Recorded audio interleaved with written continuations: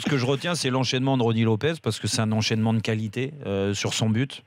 Voilà, lui, il a quelque chose, Rony Lopez. Après, peut-être qu'il n'est pas constant, peut-être qu'il n'est pas encore tombé sur les entraîneurs qui allaient le mettre vraiment en confiance, mais je pense que lui, tu peux tirer des bonnes choses. Slity, c'est pareil, tu sens qu'il a du ballon.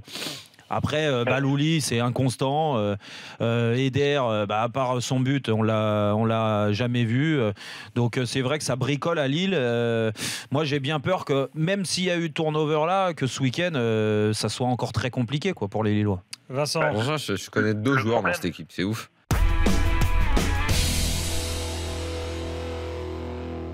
Le problème, c'est qu'encore une fois, ils vont avoir 1000 explications, les Bastiais.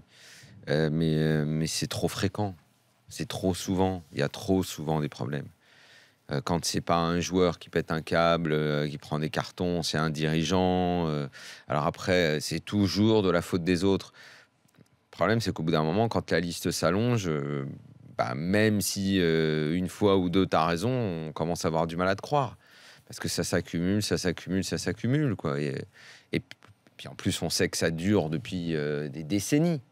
À l'époque où il n'y avait pas de caméra, c'était autre chose. On savait, les anecdotes, on les a entendues 1000 fois. Il y a quelques années, il y a dans l'époque dont tu parles, les années 80, on a nous les témoignages de joueurs qui jouaient à l'époque, qui disaient, il y en a certains, ils n'allaient pas à Bastia, parce qu'ils avaient peur. Voilà. Aujourd'hui, tu as eu toute cette période-là. Alors cette période-là, quand tu la racontes 20 ans après dans des émissions de télé, donc tu en rigoles.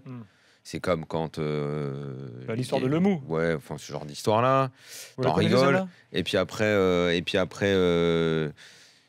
y a eu l'époque avec les caméras, donc ça s'est un petit peu calmé parce qu'il y en avait partout. Mais grosso modo, il y a un passif qui est énorme. Ouais, mais après, tu dis quelque chose et tu te fais insulter. Non, mais c'est pas... Daniel, c'est sans arrêt, quoi. Sans arrêt.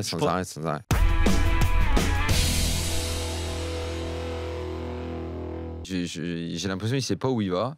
Ça fait quand même quelques mois maintenant qu'il est là. Et discipline tactique ou culture tactique, c'est à lui de l'inculquer. Alors certainement qu'il lui faudra du temps. Mais je ne comprends pas ses propos. Je ne le trouve pas serein. Je le trouve en plus en total manque d'humilité. Il est arrivé à Marseille un petit peu comme un king. Et il s'aperçoit que ça va être plus dur. Je me fais un peu du souci pour lui. Il va falloir qu'il resserre un peu les boulons. Je le trouve un peu perdu. Ouais, puis, il se dédouane encore une fois, il met ses joueurs devant leurs responsabilités. Alors oui, c'est souvent les joueurs qui sont responsables de ce qui se passe sur un terrain, ça sans aucun doute. Mais après, ils doivent aussi, quand on me parle de la culture tactique, c'est quand même à lui, et comme l'a dit Daniel, c'est à lui de l'inculquer aux joueurs. S'il estime que certains joueurs n'avaient pas de culture tactique quand il est arrivé, est-ce que en 4 mois, ils ont progressé, ces joueurs-là ? La preuve que non. Parce que ce qu'on a vu hier, encore une fois, c'est pas une parodie, parce que je vais pas aller jusqu'à là, parce qu'ils se sont accrochés, mais quand tu joues dans cette tactique-là, 5 derrière, avec les hommes qu'il a mis en place, je me demande si c'est les joueurs le problème, ou si c'est Rudy Garcia.